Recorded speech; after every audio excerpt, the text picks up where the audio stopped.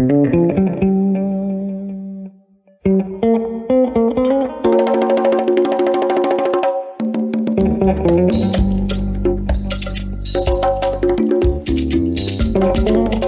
law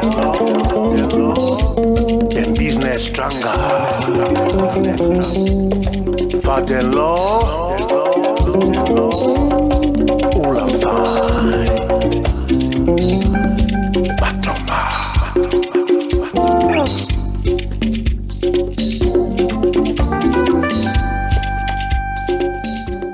Hello, this is Bunton Cole with episode 4 of A Vision for Africa. In episode 3, we looked at the early history of how Christianity came to and its influence in Africa. In this episode 4, we'll look at how Islam came to Africa, Christianity in Ethiopia, religious institutions and influence of religious leaders in Africa. I plan to include the account of Christianity in Ethiopia in episode 3, but had to reschedule it for this episode 4 because of my limited time slot. I do apologize for the change. I'll give you the amazing account of Christianity in Ethiopia shortly. But first, let's look at Islam in Africa. Islam came to Africa from Arabia around the time when Christianity was taking hold of Africa, both north and south of the Sahara Desert. It came in the form of a conquering force motivated by their strong faith in Islam. This migration of Muslims was not only motivated by the need to spread Islam, but also to seek refuge from persecution from Christians in the form of crusades. Islamic armies marched west out of Arabia into North Africa after the Prophet Muhammad's death in 632 AD. The Arab army then dethroned the unpopular Byzantine rulers of Egypt, controlled the breadbasket of the Mediterranean, and imposed Islamic rule of law. Islam came to Africa surprisingly not by force or rule of law, but by trade and the value of commerce. By the middle of the 8th century, Islam had spread throughout Byzantium, north of the Sahara, Egypt, Algeria, Libya, and Morocco. In 711 AD, a vast army of 12,000 Muslim soldiers moved north into Europe from Tangiers, led by Tariq ibn Ziyad, a former slave who rose through the ranks propelled by his brilliance and was made a governor. The converted Berbers joined forces with the Arabs to conquer the European nations on the north of the Mediterranean. They conquered Spain and southern France and the communities around the northern edge of the Straits of Gibraltar. And now, let's look at Ethiopia and Christianity. The most extraordinary architectural symbol of Christianity was Lalibela of Ethiopia. Lalibela built the most spectacular of all religious sites in the world in Ethiopia, comprising 12 churches carved out of the rock built during the Zagwe dynasty. Lalibela claimed that he was instructed by God to build a new Jerusalem in Ethiopia for the promise of being made king of Ethiopia. Legend said it took Lalibela 24 years and the assistance of 12 God's angels to build the Lalibela complex, carved out of stone, the most sacred of which was the St. George Cathedral that was shaped as a cross. Lalibela became king and was made a saint. The holiest church is the church of Bela Golgotha that contains the body of the king and murals of Lalibela, the Virgin, and baby Jesus. Lalibela in Ethiopia was built as a representation of Jerusalem and Golgotha, the holiest symbol of Christianity, the place where Jesus Christ was buried. Lalibela represented a three-dimensional biblical allegory. The churches were built between the 7th and 13th centuries AD as palaces and fortresses that became churches later on. They remain places of pilgrimage to this day. Lalibela was a collection of 12 churches sculptured out of the rock over 29 years and is like no other place on earth.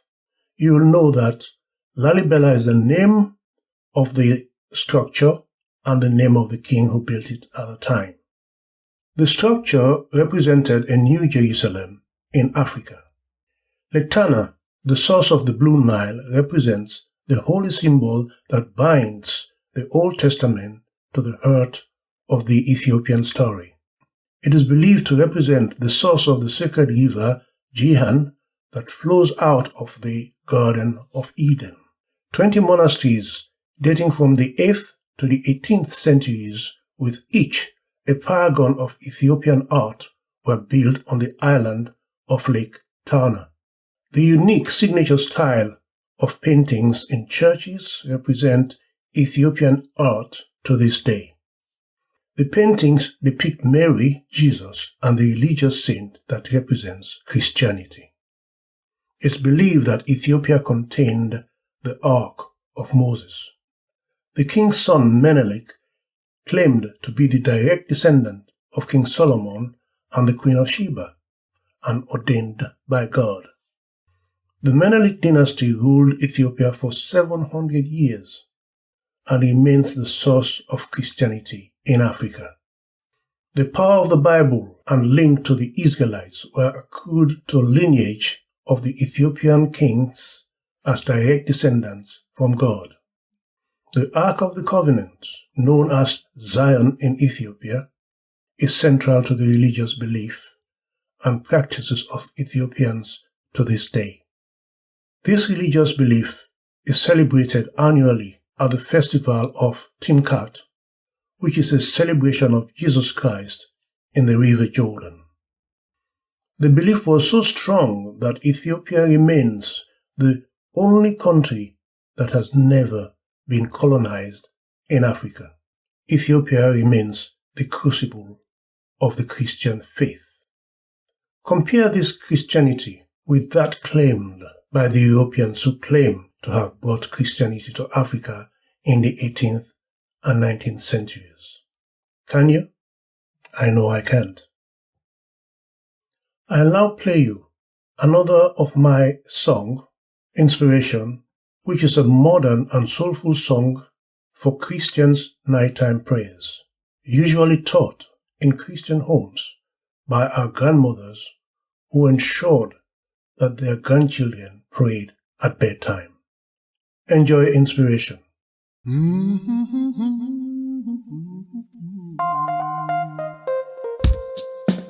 This one I learned in my childhood.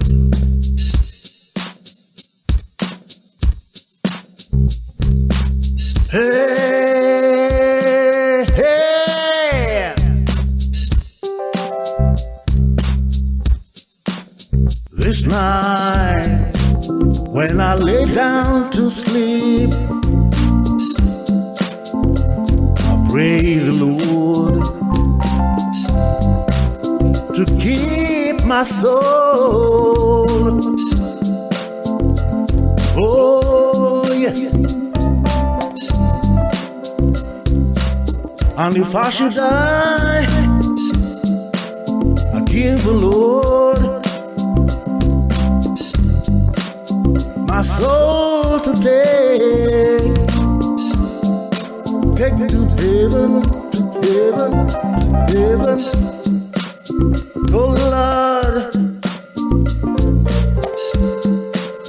please protect us.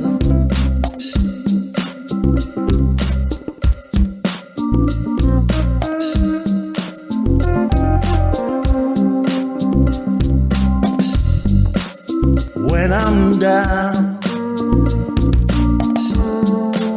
I turn to the Lord for inspiration. Keep me going, going, going, going on.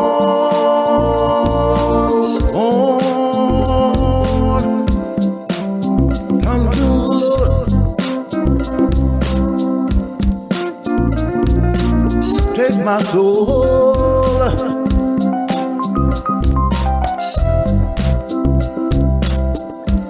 Tell me that I'm wrong, and I'll tell you that you're talking out the side of your head. 'Cause you have no faith, faith in the Lord.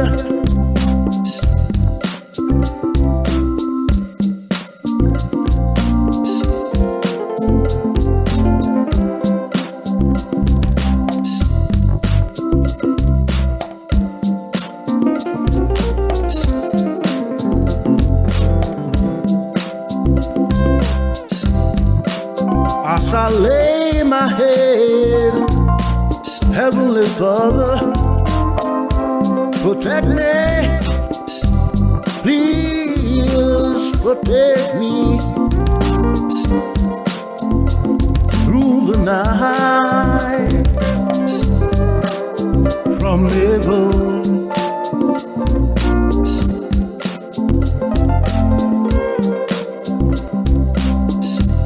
Protect me from evil, dear Lord, through the night, till morning comes, morning comes, morning comes. Trust in the Lord, and all will be well. Trust in the Lord, my friend, and all will be well. I say, trust in the Lord, my friends, and all will be well. Hey, and all will be well.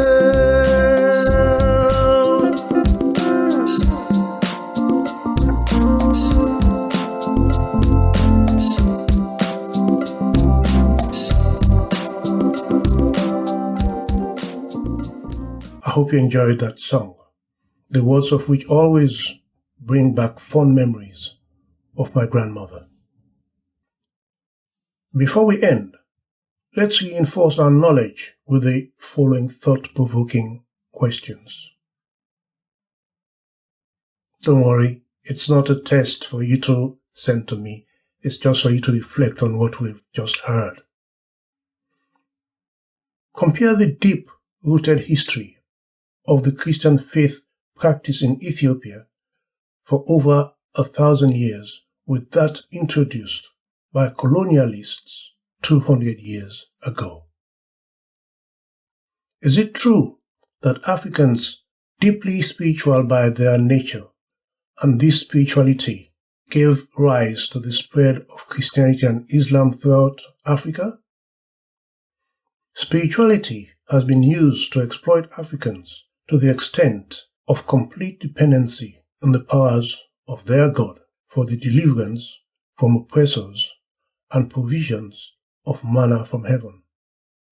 How can this state of dependency be reversed? Is it true? Has religion been a blessing or a curse to the African? Could religion be blamed for the slow development of Africa in the world stage, or has there been a conspiracy by Europeans to exploit our vulnerability, one of which is the slow development of technology in Africa? Can Africans exploit this deep-rooted spirituality to transform our state of dependency to one of proactive self-reliance, and if so, how? Now we know the true history of how Christianity and Islam came to Africa and Africa's role in spreading these two modern religions to the rest of the world. We also know how religion has impacted on the spiritual nature of Africans and the need to use that spiritual strength enterprisingly. Let's do it. In episode 5, I shall present a history of the great cities of gold in which, according to fables, some rulers adorned their pets with ornaments of gold. Until then, be at peace with yourself and your neighbors. And remember, do unto others only that which you'll have them do unto you. Be of good courage and render to no man evil for evil. Stay blessed.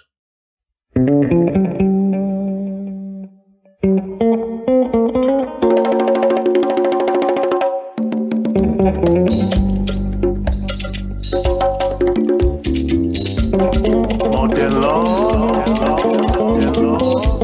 and business stronger. For the law,